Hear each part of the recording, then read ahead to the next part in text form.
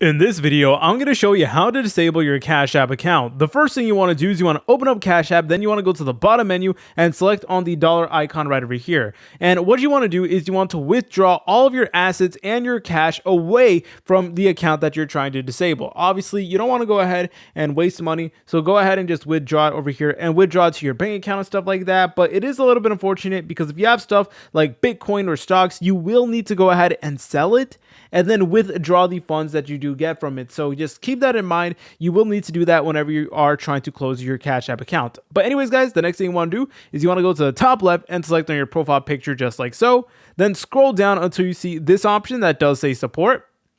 Then go to the search bar and type in close account right over here. Just go ahead and enter that in. All right. And then you're going to get this option that does say close your Cash App account. And then from here, it is going to go ahead and let you close your account. So if you're 100% sure that you want to do this and you completely withdrew all your money, go ahead and press on done in order to close your account. But keep in mind, Cash App will keep a minor transaction history, obviously for legal reasons and stuff like that. So please keep that in mind. If you guys found this video helpful, make sure to leave a like and subscribe. I'll see you in the next tutorial.